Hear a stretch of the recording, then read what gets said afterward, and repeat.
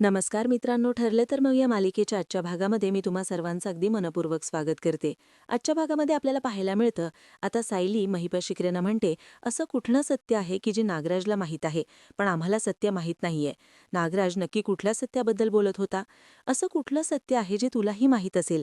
आम्हाला चांगलंच माहीत आहे, त्यामुळे आम्हाला हे सत्य कळायलाच हवं. बोल, नागराज नक्की कुठल्या सत्याबद्दल बोलत आहे? तर आता महिपत शिकरे सायलीला म्हणतात, वहिनी, अहो तुम्ही अंधारात जगताय. हळूहळू पुढे चालत या. प्रकाश तुम्हाला भेटेलच. आणि हा प्रकाश, हा उजेड तुम्हाला तुमच्या घरात सापडेल. त्यामुळे मी तुम्हाला आता काही सांगू शकत नाही. तर आता अर्जुन सायलीला म्हणतो, मी म्हणालो होतो ना की हा आपल्याला कोऑपरेट करणार नाही. हा अशीच विचित्र उत्तरं देत राहील. तर आता महिपत शिकरे अर्जुनला म्हणतात, सुभेदार साहेब, अहो तुम्हाला कळालंय ना मग? मग तुमच्या या वहिनी साहेबांना सुद्धा सांगा. उगाच मला येऊन वेगवेगळे प्रश्न विचारू नका, कारण मी कुठल्याच प्रश्नाची उत्तरं देणार नाही. ती उत्तरं तुम्हाला शोधायची आहेत आणि तीही तुम्हाला तुमच्या घरात शोधायची आहेत. घरातच सापडतील. असं म्हणत आता महिपत शिकरे कोडात टाकतात आणि तिथून बाजूला निघून जातात. आता सायली, अर्जुन, महिपत शिकरे आणि नागराज यांची ते कोड्याची उत्तरं शोधण्याचा प्रयत्न करतायत. सायली विचार करते, पण तिला काहीच कळत नसतं. आता अर्जुन आणि सायली तिथून निघून जातात. तर दुसरीकडे सुभेदारांच्या घरी आपल्याला पाहायला मिळतं की रविराज सर पेपर वाचत असतात. तर प्रतापराव आपल्या कामाच्या संदर्भात फोन करतात आणि म्हणू लागतात, बरं त्या मालाची डिलिव्हरी परवापर्यंत येईल असं बघ आणि मला सांग. या आठवड्याला स्टॉक चेकिंगचं काम झालंय का? झालं? बरं ठीक आहे, गुड, ठेवतो मी फोन. असं म्हणत प्रतापराव फोन ठेवतात. इथे रविराज सर पेपर वाचताच हसू लागतात आणि म्हणूनच प्रतापराव त्यांना विचारतात, रविराज काय झालंय? असं पेपर वाचता वाचता का रे हसलास? तर रविराज सर म्हणतात, ही बातमी बघ ना, प्रॉपर्टीसाठी सख्ख्या भावाने आपल्या सख्ख्या भावाचा खून केला. असं म्हणत आता रविराज सर तो पेपर खाली ठेवतात, कारण ही बातमी वाचल्यानंतर आपल्या भावाने आपल्यासोबत काय केलं तो प्रसंग रविराज सरांच्या डोळ्यासमोर येतो. प्रतापराव आता रविराज सरांना सावरतात, त्यांच्या खांद्यावर आधाराचा हात ठेवतात आणि म्हणू लागतात, रविराज, तू असल्या बातम्या वाचत जाऊ नकोस, उलट तुला त्रास होईल, त्यामुळे या बातम्या अजिबात वाचू नकोस. रविराज सर म्हणतात, बातम्या वाचल्या काय आणि वाही वाचल्या काय, परंतु नागराज ज्या पद्धतीने वागला आहे, त्याने जे आमच्यासोबत केलं आहे, प्रॉपर्टीसाठी माझ्या भावाने माझ्यासोबत काय केलं आहे, हे तर माझ्या आयुष्यभर लक्षात राहणार. ते तर आयुष्यभराची गोष्ट आहे आणि हे दुखणं आयुष्यभर माझ्यासोबतच असणार आहे. ही गोष्ट कधीच पुसली जाणार नाही रे प्रताप. परंतु प्रताप, खंत एका गोष्टीची वाटते की तुझ्यासारखं प्रेम करणारं, तुझ्यासारखं जीव लावणारं कुटुंब मला का नाही मिळालं. बघ ना, मुलगी अशी निघाली आणि भाऊ तो तर जीवावर उठला होता. त्यामुळे खरंच आता खूप त्रास होतोय रे या सगळ्या गोष्टींचा. प्रतापराव म्हणतात, रविराज, सावर स्वतःला, इतका त्रास करून घेऊ नकोस. तर तेवढ्यात त्या ठिकाणी अश्विनी येतो आणि म्हणू लागतो, काका आता तू ठीक आहेस ना? तर रविराज सर म्हणतात, हो, आता तुम्ही सर्व आजूबाजूला आहात, तुम्ही सर्वजण एवढी काळजी घेताय, मग हळूहळू सावरण्याचा प्रयत्न करतोय. तर आता अश्विन म्हणू लागतो, गोष्टीच इतक्या विचित्र घडल्यात की त्यातून सावरणं तुम्हा सगळ्यांसाठीच कठीण आहे. परंतु आत्या कुठे? तर रविराज सर म्हणतात, ती रूममध्ये झोपलीये. हे ऐकताच प्रतापराव म्हणतात, यावेळेला असं प्रतिमा कधी करत नाही. रविराज सर म्हणतात, हो, पण तिला खूप थकल्यासारखं वाटतंय, थकवा जाणवतोय, त्रास होतोय, म्हणून थोडा आराम करतीये. तर अश्विन म्हणू लागतो, कारण या सगळ्या गोष्टींमुळे तिला खूप त्रास झाला असेल, तिच्या तब्येतीवर, शरीरावर खूप परिणाम झाला असेल, या सगळ्याचा ताण तिला खरंच सहन होत नसेल आणि म्हणूनच तिला या सगळ्याचा त्रास होत असेल. रविराज रविराज काका, आपण एक काम करूयात का? प्रतिमा आत्यांची टेस्ट करून घेऊयात का? म्हणजे मला तरी वाटते की आपण सर्व रिपोर्ट करून घेऊया. ब्लड टेस्ट करून सगळे रिपोर्ट केले तर आपल्याला समजेल तरी की त्यांना नक्की कशामुळे त्रास होतोय. आपण त्यांची फुल बॉडी चेकअपच करूया का? रविराज सर म्हणतात, हो, काहीच हरकत नाही. तर अश्विन म्हणतो, मग काका तू एक काम कर, आत्याला तू हॉस्पिटलला घेऊन ये, बाकी सगळं मी बघतो. रविराज सर म्हणतात, हो चालेल, पण होळीनंतर करूयात का? अश्विन म्हणतो, बरं, काहीच हरकत नाही. प्रतापराव रविराज सरांना सावरतात, आधार देतात. तर दुसरीकडे पाहायला मिळतं, आता महिपत शिकरेला भेटून सायली, अर्जुन तिथून निघालेले असतात. परंतु त्याचवेळी नागराजचं लक्ष जातं. आता नागराज सायली अर्जुनला पाहताच आवाज देत म्हणतो, अर्जुन, सायली, काय झालं रे? माझी आठवण आली, मला भेटावंसं वाटलं म्हणून आलात का? आता अर्जुन नागराजच्या बोलण्याकडे दुर्लक्ष करतो आणि सायलीला म्हणतो, चल सायली. तर आता त्याचवेळी नागराज अर्जुनला म्हणतो, काय झालं? मी घातलेल्या कोड्याचं उत्तर सापडलं का? की त्याच विचारात आहात? आता अर्जुन शांतच होतो. तर आता नागराज त्या दोघांनाही बोलावून घेतो. सायली अर्जुन नागराजच्या समोर येऊन उभे राहतात. त्यावेळी नागराज सायली अर्जुनकडे पाहत हसतच म्हणतो, नाही सुटलं ना, कारण मला माहीतच होतं, हे कोडं इतकं सोपं नाहीये की तुम्हाला सहज त्या कोड्याचं उत्तर सापडेल. अरे, तुम्हा दोघांच्या चेहऱ्यावरचं भलं मोठं प्रश्नचिन्ह सांगतंय की तुम्हाला त्या कोड्याचं उत्तर सापडलंच नाही आणि ते कोडं तुम्हाला सोडवताच आलं नाही. असं म्हणत नागराज मोठमोठ्याने हसू लागतो. आता नागराज, सायली, अर्जुन यांच्यामध्ये चालू असणारं बोलणं प्रिया लपूनच ऐकत असते. तर नागराज पुढे सायली अर्जुनला म्हणतो, खरं सांगू का, कोडं खूप इंटरेस्टिंग आहे. असं वाटतं की ज्या दिवशी तुम्हाला त्या कोड्याचं उत्तर सापडेल ना, तुम्ही त्या कोड्याचं उत्तर ऐकाल ना, तर मला तरी वाटतं की तुम्ही आडवेच पडाल, कारण तुम्हाला एवढा मोठा धक्का बसेल की तो पचवायलाही तुम्हाला जमणार नाही. पण खरं सांगू का, त्यावेळी मात्र मी खुश असणार. माझ्यासाठी तो आनंदाचा क्षण असणार. पण त्यापेक्षाही मला आनंद कधी होणार, ज्या दिवशी तुम्ही दोघंही माझ्या पायापर्यंत याल, हात जोडाल, नाक खसाल, म्हणाल, नागराज काका सांगणा त्या कोड्याचं उत्तर, नागराज काका सांगणा हे ते सत्य. पण त्या दिवशी मी तुम्हाला ते सत्य सांगणार नाही, पण मी मात्र खूप खुश असणार. माझ्या आनंदाला पाराच उरणार नाही. तर आता अर्जुन म्हणतो, एवढं हसायला येते का? हस ना तू. कोडं टाकले आहेस, आम्हाला त्या कोड्याचं उत्तर सापडणार नाही म्हणून तुला हसायला येते का? पण हसून घे. पण मी सुद्धा एक गोष्ट सांगतो, आमच्या घरातील तू जे काही आम्हाला कोडं टाकलेस ना, ते सोडवायला आम्ही समर्थ आहोत. त्याच्यासाठी मी तुझ्या पायापर्यंत कधीच येणार नाही. त्यामुळे असा विचार सुद्धा मनात आणू नकोस की मी तुझ्या पायापर्यंत येणार आहे. तर महिपत शिक्रे म्हणतो की म्हणजे या कोड्याचं उत्तर तू शोधणार आहेस? शक्यच नाही. ते कोड्याचं उत्तर कुणालाच सापडणार नाही, कारण ते फक्त या नागराजलाच माहीत आहे. ते उत्तर फक्त हा नागराजच सांगू शकतो, कारण त्या कोड्याचं उत्तर तर माहीत आहे फक्त नागराज किल्लेदारला. असू देत, तुम्हाला प्रयत्न करायचे आहेत ना, करा, काही हरकत नाही. 1 महिना, फक्त 1 महिना मी देतोय. त्या 1 महिन्यात तुम्ही त्या कोड्याचं उत्तर शोधायचं आहे आणि बरोबर 1 महिन्यानंतर तुम्ही येऊन मला भेटायचं आहे. बघू 1 महिन्यानंतर मी कुठे असणार हे तर तुम्हाला चांगलंच माहीत आहे. मग येऊन भेटा. मग मी बघतो की तुम्हाला त्याचं उत्तर सापडलं की नाही ते. आता सायली अर्जुन शांतच असतात, नागराजच्या बोलण्याचा विचार करत असतात आणि नागराज मात्र त्या दोघांची ती अवस्था पाहून मोठमोठ्याने हसत असतो. इकडे मात्र प्रियाला धक्काच बसतो. तर सायली, अर्जुन नागराजशी आता काही न बोलता तिथून निघून जातात. तर इकडे प्रिया मनाशीच विचार करत म्हणते, नागराजने नक्की सायली अर्जुनला कोणतं कोडं घातलं आहे आणि 1 महिन्यानंतर त्याने भेटायला बोलावलं आहे, म्हणजे आत्तापर्यंत त्याने माझं सत्य सायली अर्जुनला सांगितलं नाही. पण 1 महिन्यात मी जर त्याला सोडवलं नाही, तर 1 महिन्यानंतर तो माझं सत्य त्यांना सांगणार आहे. आता मात्र प्रियाला चांगलाच घाम फुटलेला असतो. आता सायली अर्जुन समोरूनच निघून जात असतात, परंतु आपण त्यांना दिसू नये यासाठी प्रिया तिथे लपून बसलेली असते.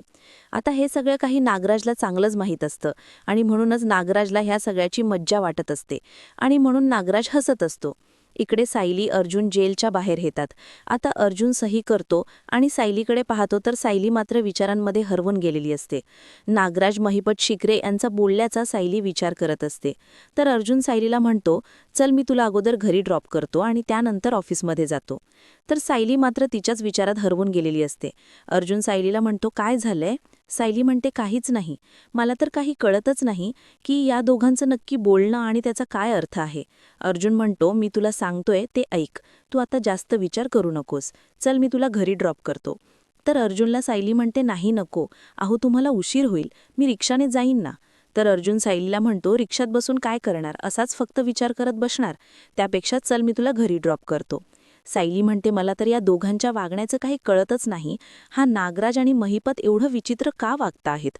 मला तर एक गोष्ट कळत नाहीये की नागराज नक्की कुठल्या सत्याबद्दल बोलत आहे आणि असं कुठलं सत्य आहे की जे त्याला आपल्याला सांगायचं नाहीये आणि त्याच्यामुळेच तो असं आपल्याशी वागतोय. आता महिपतला विचारलं तर तो सुद्धा काही बोलत नाहीये. तर अर्जुन म्हणतो, मी तुला अगोदरच सांगितलं होतं की महिपत आपल्याला मदत करणार नाही, तो काहीच बोलणार नाही. सायली म्हणते, मान्य आहे की महिपत नागराजच्या विरुद्धात तोंड उघडणार नाही. काहीतरी अशी गोष्ट आहे की ज्यामुळे तो नागराजच्या विरुद्धात तोंड उघडणार नाही. पण नक्की असं कोर्टात काय घडलं की ज्यामुळे महिपतने नागराजच्या विरुद्ध साक्ष दिली? असं काय घडलं होतं त्यावेळी? आता मात्र अर्जुन शांतच होतो. सायली म्हणते, सांगा ना. तर अर्जुन म्हणतो, मी तुला हेच सांगतोय की चल मी तुला घरी ड्रॉप करतो. सायली म्हणते, नाही नको, तुम्हाला उशीर होईल. तर अर्जुन म्हणतो, तू जर अशी आर्ग्यू करत राहिलीस ना तर नक्कीच उशीर होईल, त्यामुळे चल आता. असं म्हणत आता अर्जुन सायलीला घरी ड्रॉप करतो आणि थेट ऑफिसला पोचलेलो असतो. ऑफिसला गेल्यानंतर सुद्धा अर्जुनच्या मनात सतत नागराज आणि महिपत यांचे विचार चालू असतात. त्यांचं बोलणं त्यांना आठवत असतं. अर्जुनला नागराजचे ते शब्द आठवतात. नागराज अर्जुनला म्हणालेला असतो की तुमच्या आयुष्यातील सगळ्यात मोठं सत्य अजूनही दडलेलं आहे आणि ते सत्य मला माहीत आहे, पण हे सत्य मी तुम्हाला सांगणार नाही, कारण तुमच्या घरातील प्रिय वस्तू, प्रिय व्यक्ती तुमचं घर पोखरत आहे. पण मी काही बोलणार नाही, कारण मी हा खेळ रंगण्याची वाट पाहणार आणि तुमचं घर उद्ध्वस्त होण्याची. आता हे सगळं काही अर्जुनला आठवल्यानंतर नक्की ती प्रिय गोष्ट कोणती आहे की जी आपली घर पोखरणार आणि आपलं घर उद्ध्वस्त करणार, असं नागराजचं म्हणणं आहे. त्याचविषयी आता अर्जुन विचार करू लागतो. आता विचार करत असताना नागराजला महिपत शिकरेचंही बोलणं आठवतं. महिपत शिकरे सायलीला म्हणालेला असतो, वहिनी तुम्ही अंधारात चालताय, अंधारामधून प्रकाशाकडे जाण्याची गरज आहे आणि तो प्रकाश तुमच्याच घरात आहे. म्हणजे महिपत आणि नागराज यांनी दोघांनीही घराचा उल्लेख केलेला असतो. याचाच अर्थ जी गोष्ट आहे ती घरातच आहे आणि घरासंदर्भातच आहे हे अर्जुनच्या लक्षात आलेलं असतं. परंतु ती नक्की कोणती आहे हे अर्जुन आणि सायलीला कळत नसतं. अर्जुन त्याच गोष्टीचा पुन्हा पुन्हा विचार करत असतो. आता चैतन्य अर्जुनला दिवसभराच्या केसेस आणि दिवसभराच्या मीटिंग्स याच्याबद्दल सांगत असतो. तर अर्जुन म्हणतो ठरवू आपण. तर अर्जुनला चैतन्य म्हणतो, अर्जुन अरे काय बोलतोयस हे, आपल्याला आत्ताच ठरवावं लागेल. अरे एकतर तू ऑफिसमध्ये उशिरा आलायस आणि आता म्हणतोयस की माझं डोकं काम करत नाहीये, डोकं चालत नाहीये. अर्जुन नक्की काय झालंय? तर अर्जुन चैतन्याला म्हणतो, आज महिपतला भेटायला गेलो होतो जेलमध्ये. आता हे ऐकल्यानंतर चैतन्याला धक्काच बसतो. चैतन्य म्हणतो काय? तर चैतन्य पुढे अर्जुनला विचारतो की महिपतशी काही बोलला का, किंवा नागराज तो महिसभा वगैरे काही बोलत होता त्याबद्दल काही कळालंय का? तर आता अर्जुन म्हणतो नाही, कारण मी एकटा गेलो नव्हतो, तर माझ्यासोबत सायली होती. आता हे ऐकल्यानंतर चैतन्याला डबल धक्का बसतो. चैतन्य अर्जुनला म्हणतो, अर्जुन अरे काय बोलतोयस तू हे? अरे अर्जुन तू सायली वहिनींना घेऊन तिथे गेलास. महिपतने जर तुमच्या डीलबद्दल सायली वहिनींसमोर काही बोलला असता तर? अर्जुन म्हणतो, मला सुद्धा तीच भीती वाटत होती की महिपत काहीतरी बोलेल. मला सुद्धा त्या गोष्टीची भीती होती आणि म्हणून मी सायलीला घेऊन जाण्यासाठी नकार देत होतो. परंतु तिचा हट्ट होता की तिला माझ्यासोबत यायचंय आणि म्हणून मला तिला घेऊन जावं लागलं. पण तिथे गेल्यानंतर मनात भीती होती. पण नागराज किंवा महिपत शिकरे साक्षीबद्दल काहीच बोललेले नाहीयेत. म्हणजे मला वाटलं होतं की महिपत साक्षीबद्दल सायलीसमोर काहीतरी बोलेल. पण तसं काहीच घडलं नाही. पण त्याने जर साक्षीबद्दल काही सांगितलं असतं आणि साक्षी जिवंत आहे हे जर सायलीला कळालं असतं आणि मी महिपत सोबत डील करून आलो आहे हे जरी सायलीला कळालं असतं तर ती माझ्यावर खूप चिडली असती. तिने मला कधीच माफ केलं नसतं. ती माझ्याशी कधी बोललीही नसती. आता या विचारानेच अर्जुनला खूप वाईट वाटत असतं. चैतन्य अर्जुनला म्हणतो, अर्जुन मी तुला अगोदरच सांगितलं आहे की सायली वहिनींपासून ही गोष्ट लपवू नकोस. तिला सत्य सांग. तरीसुद्धा सत्य लपवून ठेवण्याचा तुझाच अट्टहास आहे आणि तू सायली वहिनींपासून हे सत्य लपवून ठेवतोयस. अर्जुन अरे मी अजूनही तुला सांगतोय की तू हे सत्य वहिनींपासून लपवून ठेवू नकोस. अर्जुन म्हणतो, मला हे सत्य तिच्यापासून लपवायचं नव्हतं, अजूनही लपवायचं नाहीये. पण जर तिला सत्य कळालं तर तिने मला महिपतसोबत डील करायला दिलं असतं का? नाही, ती या डीलसाठी कधीच तयार झाली नसती. हे बघ चैतन्य, नागराजसारख्या गुन्हेगाराला जर शिक्षा द्यायची असेल तर आपल्याला असे डील करावे लागतात हे आपल्याला माहीत आहे. हे तिला नाही पटणार. तरीसुद्धा मनात गिल्ट आहेच की मी तिच्याशी खोटं बोललो आहे, मी तिच्यापासून सत्य लपवलं आहे. चैतन्य, मला तिचा विश्वास कमवायचा आहे, मला तिच्याशी खोटं बोलायचं नाहीये आणि मी जर तिचा विश्वास गमावून बसलो तर ते मला अजिबातच चालणार नाही. तर चैतन्य अर्जुनला म्हणतो, अर्जुन अरे नवरा इतकं खोटं बोलल्यानंतर बायको त्याच्यावर विश्वास ठेवेल? तर आता या गोष्टीचा विचार करत अर्जुन म्हणतो, नाही, आता मी हे सत्य सायलीपासून लपवू शकत नाही. आता काहीही होऊ देत, मी सायलीला सत्य सांगणार. मी आजच तिला हे सत्य सांगणार. मी जास्त काळ हे सत्य तिच्यापासून नाही लपवू शकत. मी काम करतो, मी अगोदर सावंतांना फोन करतो, त्यांना ह्या सगळ्या गोष्टीचे डिटेल्स देतो. इन्स्पेक्टर सावंतांशी मी बोलतो, त्यांना सांगतो की साक्षी जिवंत आहे आणि त्यांना सांगतो की पनवेलमध्ये साक्षीला शोधा. मला तरी वाटतं की साक्षी पनवेलमध्येच असेल आणि जर साक्षी पनवेलमध्ये असेल तर इन्स्पेक्टर सावंत तिला नक्कीच शोधतील आणि एकदा का साक्षी हाती लागली की मी लगेच सगळं काही माझ्या बायकोला सांगणार आहे. तर आता चैतन्य अर्जुनला उलट प्रश्न करत म्हणतो, आणि जर साक्षी सापडली नाही तर? अर्जुन म्हणतो, सापडेल. पण चैतन्य, आता तुझ्याकडे एक सगळ्यात मोठी जबाबदारी आहे. साक्षी कुठे लपू शकते? म्हणजे पनवेलमधील तिच्या आवडते जागा कोणत्या कोणत्या आहेत, तिचे आवडते कॅफे, तिचे आवडते हॉटेल्स, रेस्टॉरंट, तुला सगळं काही माहीत असेल. मग त्या सगळ्याची एक लिस्ट बनव. आपण एक एक करून सगळ्या जागा पाहायच्यात. नक्कीच साक्षी आपल्याला कुठे ना कुठे सापडेल आणि आता साक्षी आपल्याला सापडेलच, कारण आपण तिला शोधणार आहोत. काहीही झालं, साक्षी पाताळात जरी लपली तरी आपण तिला शोधून काढणार आहोत. असं म्हणत आता अर्जुनने साक्षीला शोधायचं ठरवलेलं असतं. तर दुसरीकडे सुभेदारांच्या घरी आपल्याला पाहायला मिळतं, आता कल्पनाताई आणि सायली किचनमध्ये असतात. सायलीने सर्वांसाठी चहा बनवलेला असतो आणि त्याचवेळी सुमन काकू तिथे येतात. परंतु सुमन काकू मात्र स्वतःच्याच विचारात असतात आणि त्या तिथे खुर्चीवर येऊन बसतात. परंतु सायली त्यांना आवाज देत म्हणते, चहा झाला आहे, देऊ का? पण सुमन काकूंचं कुठेच लक्ष नसतं. त्या स्वतःच्याच विचारांमध्ये हरवून गेलेल्या असतात आणि हे सगळं काही सायली आणि कल्पनाताई पाहतात. सायली कल्पनाताईंना म्हणते, आई, मला खरंच सुमन काकूंची काळजी वाटत आहे.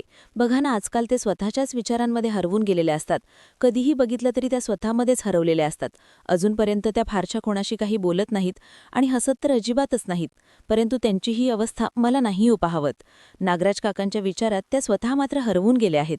पण या सगळ्यातून त्यांना बाहेर काढण्याची गरज आहे. त्यांचं मन कशातरी गुंतवण्याची गरज आहे. तरच ते यातून बाहेर पडू शकतात. तर कल्पनाताई सायलीला म्हणतात, मलाही तसंच वाटते ग, पण काय करावं काहीच कळत नाही. अशी कोणती गोष्ट आहे की ज्यामुळे सुमन या सगळ्यातून बाहेर पडेल? आता सायली आणि कल्पनाताई विचार करू लागतात. सायली म्हणते, आठवलं, आता गंमतच बघा. असं म्हणत सायली कल्पनाताईंना म्हणते, आई, अहो, तुम्हाला मनगण करता येतं का? कल्पनाताई म्हणतात, मनगण? तर सायली म्हणते, हो ना, अहो, मला ते मनगण करायला शिकायचं आहे. तुम्हाला येतं का? कल्पनाताई म्हणतात, एकदा मी केलं होतं, पण त्यानंतर मी केलंच नाहीये ग. खूप वर्षापूर्वी मी बनवलं होतं, पण आता काही आठवत नाहीये ग. तर सायली म्हणते, पण कुसुमताई मात्र खूप छान बनवतात, पण मला मात्र येतच नाही. कल्पनाताई म्हणतात, मी तुला शिकवलं असतं ग, पण मलाच आठवत नाहीये. तर सायली म्हणते, पण आई, तुम्हाला त्याचं प्रमाण तरी आठवतंय का?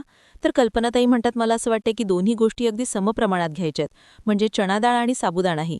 तर त्याचवेळी सुमन काकू आवाज देत म्हणतात, नाही नाही वहिनी, दोन्ही वस्तू समप्रमाणात नाही घ्यायच्या असतात. तर एकाच दोन अशा, म्हणजे साबुदाणा 1 वाटी घेतला तर आपल्याला चण्याची डाळ 2 वाटी घ्यावी लागेल. तर सायली म्हणते, सुमन काकू, म्हणजे तुम्हाला येतं ना मनगण? तर सुमन काकू म्हणतात, हो, मला येतं. तर सायली म्हणते, मग सुमन काकू, तुम्ही मला शिकवाल ना? सुमन काकू म्हणतात, मग काय झालं, शिकवेन ना तुला. तर सायली सुमन काकूंना म्हणते, पण हे सगळं काही आदल्या रात्रीच भिजत टाकावं लागेल ना? सुमन काकू म्हणतात, नाही ग, साबुदाणा अगोदर जर 2 तास भिजत टाकला तरी काही हरकत नाही. पण सायली, अगं, तुला मनगण आवडतं हे तर मला माहीतच नव्हतं. तर सायली म्हणते, बघा ना काय गंमत आहे, मी चणा डाळ तर काल भिजत टाकलीच होती आणि आज पूर्ण आजींचा उपवास आहे म्हणून साबुदाणा पण भिजत टाकलाय, म्हणजे आपण आज मनगण बनवू शकतो ना? तर सुमन काकू म्हणतात, मग काय झालं, का नाही बनवू शकत? चल, आपण आता मनगण बनवायला घेऊ. तू अगोदर ते चणा डाळ कुकरमध्ये शिजत ठेव आणि हो, खवलेलं खोबरं असेल ना ते माझ्याकडे दे, मी बाकीचं पुढचं करायला घेते. असं म्हणत आता सायलीच्या मदतीने सायलीला एक एक स्टेप शिकवत सुमन काकूंनी मनगण बनवायला घेतलेलं असतं. तर सायली सुमन काकूंकडे पाहते. कित्येक दिवसानंतर सुमन काकूंच्या चेहऱ्यावर हसू असतं. म्हणूनच सायली मनाशीच म्हणते, कित्येक दिवसानंतर सुमन काकूंच्या चेहऱ्यावरचं हसू परत आलं आहे. आज सुमन काकूंना असं हसताना पाहून खरंच खूप बरं वाटतंय. त्यांच्यातील हा चाललेला बदल खरंच खूप छान आहे आणि त्यांच्या चेहऱ्यावरचं हसू कायम असंच राहायला हवं. सुमन काकूंच्या चेहऱ्यावरचं हसू परत आणण्याचा सायलीचा हा छोटासा प्रयत्न यशस्वी ठरलेला असतो. तर दुसरीकडे प्रिया सर्वांच्या नकळत घराबाहेर येते आणि विचार करत म्हणते, नाही, आता मला काहीतरी करायलाच हवं. म्हणजे नागराजला दाखवण्यापुरतं तर होईना, परंतु आता काय, बोलून नाही तर करून दाखवावं लागेल. त्याच्यासाठी एखादा वकील शोधावाच लागेल आणि म्हणूनच प्रिया आता नेटवर सर्च करते आणि त्याप्रमाणे एक एक वकील शोधायला सुरुवात करते. आता तिला सापडलेले असतात ॲडव्होकेट तांबोळी आणि म्हणूनच ती फोन करत म्हणते, हॅलो ॲडव्होकेट तांबोळी, मी एक तुम्हाला केस लढायला सांगणार आहे, तुम्ही ती लढाल का? म्हणजे कोर्टात अपील करायचं आहे, म्हणजे कोर्टात ज्याला जन्मठेप झालीये त्याला सोडवण्यासाठी प्रयत्न करायचे आहेत आणि त्याचं नाव आहे नागराज किल्लेदार. तर नागराजचं नाव ऐकताच ॲडव्होकेट तांबोळी फोन ठेवतात. प्रिया म्हणते, हॅलो, परंतु त्यांनी फोन कट केलेला असतो. प्रिया म्हणते, ह्यानी तर सरळ सरळ फोन कटच केला, आता दुसरा कुठला वकील आहे? असं म्हणत प्रिया दुसऱ्या वकिलाच्या शोधात असते. तर त्यावेळी तिला सापडतात ॲडव्होकेट मानकर आणि म्हणून ती मानकरांना फोन करते आणि म्हणू लागते, ॲडव्होकेट मानकर, माझं तुमच्याकडे एक महत्त्वाचं काम होतं. म्हणजे नागराज किल्लेदार यांची केस लढवायची होती, त्यांना वरच्या कोर्टात अपील करायचं आहे. आता ॲडव्होकेट मानकर पुढचं काही ऐकून न घेता फोन कट करणार. तर प्रिया म्हणते, प्लीज माझं ऐकून तरी घ्या, तुम्ही सर्वजण नागराज किल्लेदार यांची केस घ्यायला का तयार नाही आहात? परंतु मानकर काही ऐकून न घेता फोन कट करतात. तर प्रिया म्हणू लागते की या नागोबाची केस घ्यायला कुठलाच वकील तयार नाहीये. मला तर काहीच कळत नाहीये की आता काय करावं, कारण या नागेने कर्मच अशी करून ठेवली आहेत की कुठलाच वकील केस घ्यायला तयार नाहीये आणि पनवेलमधला असा कुठला वकील असेल जो ॲडव्होकेट रविराज किल्लेदार यांच्याशी पंगा घेईल, त्याच्यामुळे कुठलाच वकील तयार होणार नाही. प्रियाची खूप चिडचिड होत असते, तिला काय करावं काहीच कळत नसतं. तर दुसरीकडे अर्जुन आणि चैतन्य स्टडी रूममध्ये आपल्या कामाबद्दल बोलत असतात, केसबद्दल डिस्कशन करत असतात. आता अर्जुन चैतन्याला काही सांगेल, त्याच्याकडे फाईल मागेल, परंतु चैतन्य मात्र शांत झोपे गेलेला असतो. अर्जुन पाहतो तर चैतन्य झोपलेला असतो. आता अर्जुन त्याला उठवतो, भानावर आणतो आणि म्हणतो, आय विटनेसची फाईल. ते चैतन्य म्हणतो, अर्जुन यार, अरे एवढ्या रात्री उशिरापर्यंत काम करायची काय गरज आहे? आपण उद्या सकाळी उठून ऑफिसमध्ये गेल्यानंतर काम करू शकतो ना? अरे किती वाजलेत बघ तरी. तर अर्जुन चैतन्याला म्हणतो, तुला झोप येत असेल, तुला जायचं असेल तर जा, परंतु मला अगोदर आय विटनेसची लिस्ट दे. आता अर्जुन एक एक नाव घेत ती लिस्ट मागत असतो. तर चैतन्य म्हणू लागतो, मी तुला दुपारीच ऑफिसमध्ये म्हणत होतो की याविषयी बोलूया, परंतु नाही, त्यावेळी तर तुला साक्षी जिवंत. तर आता अर्जुन म्हणतो, मी तुला सांगितलं आहे ना, कित्येक वेळा सांगितलं आहे की हा विषय आरात काढू नकोस. आता चैतन्य गप्पच होतो. अर्जुन चैतन्याला म्हणतो, आपलं बोलणं जर सायलीने ऐकलं तर काय होऊ शकतं तुला कळतंय ना? तर चैतन्य अर्जुनला म्हणतो, आपलं काम जर असंच रात्रभर चालू राहणार असेल ना, तर मी सायली वहिनींकडून कॉफी मागून घेतो. अर्जुन म्हणतो, बरं ठीक आहे, तुला कॉफी प्यायची आहे ना, पी. असं म्हणत आता अर्जुन सायलीला आवाज देत म्हणतो, बायको. सायली म्हणते, काय झालंय? तर अर्जुन म्हणतो, चैतन्याला एक कॉफी हवी आहे. सायली म्हणते, चैतन्य भाऊजींच्या नावाखाली तुम्हाला कॉफी हवी आहे का? तर चैतन्य म्हणतो, नाही वहिनी, अगे यावेळी खरंच मला कॉफी हवी आहे. अगं एवढं रात्रजागरण करून जर काम करायचं असेल तर खरंच कॉफीची गरज पडणार ना? तर सायली म्हणते, पण एवढं रात्रजागरण करून काम करायची काही गरज आहे का? आणि एवढं रात्रजागरण करून झोप येत असताना जर काम केलं तर ते नीट होईल का? चैतन्य म्हणते, अगदी बरोबर वहिनी, मला सुद्धा हेच म्हणायचं आहे. तर आता अर्जुन चैतन्याला म्हणतो, तुला झोप येते का? मग झोप, माझं काम मला करू दे. सायली म्हणते, निसर्गाने झोपेची निर्मिती केली ती मेंदूला शांतता मिळावी म्हणून. पण तुम्हाला जर मेंदूचं ऐकायचंच नसेल आणि विश्रांती घ्यायचंच नसेल तर मी तरी काय बोलणार आहे. पण आता मला बाकी काही माहीत नाही. हे सगळं काही बंद करायचं आणि आता आराम करायचा. चैतन्य भाऊजी, तुम्ही सुद्धा आज इथेच झोपा.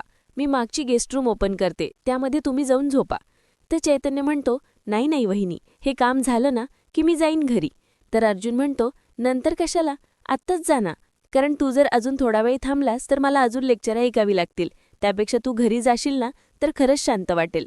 ते चैतन्य म्हणतो, बरं वहिनी, मी तुला एक सांगू का, तू अशा वेळी खरंच लेक्चर द्यायला ये ग, कारण तुझ्या लेक्चरची मला तरी खूप मदत होते. बरं, बाय, मी येतो. असं म्हणत चैतन्य निघून जातो.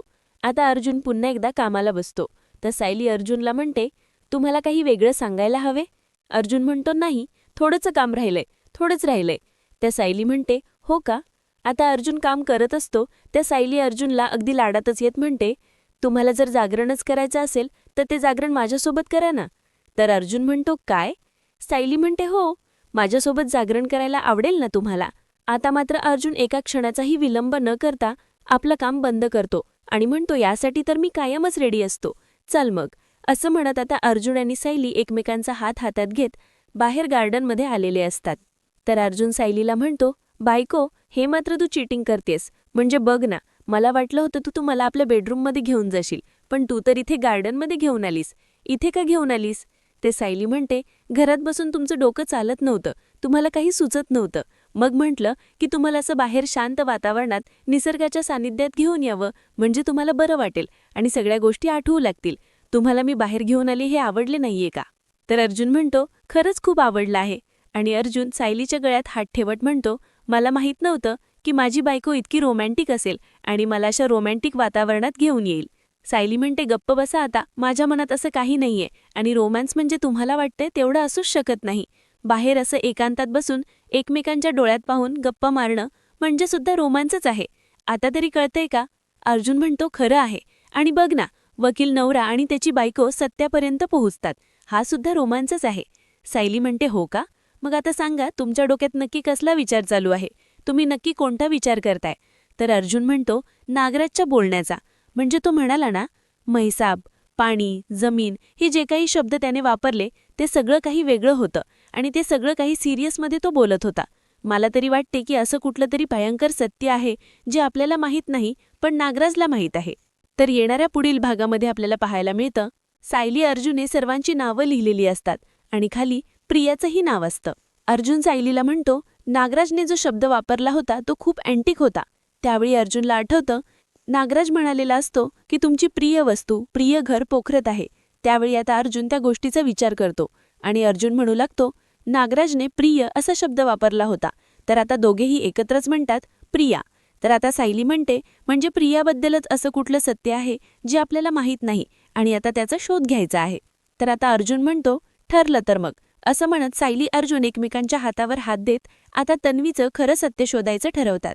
सायली अर्जुन आता इतर सत्यांप्रमाणेच आता तन्वीच्या म्हणजेच प्रियाच्या सत्यापर्यंत पोहोचतील का, हे पाहणं अतिशय रंजक ठरणार आहे. मित्रांनो, अशाच मालिकांचे नवनवीन अपडेट पाहण्यासाठी चॅनलला नक्कीच सबस्क्राईब करा. आजचा व्हिडिओ तुम्हाला कसा वाटला हे कमेंट करून नक्कीच कळवा. आजचा व्हिडिओ जर तुम्हाला आवडला असेल तर व्हिडिओला लाईक करायलाही विसरू नका. व्हिडिओ पाहिल्याबद्दल तुम्हा सर्वांचे अगदी मनपूर्वक धन्यवाद.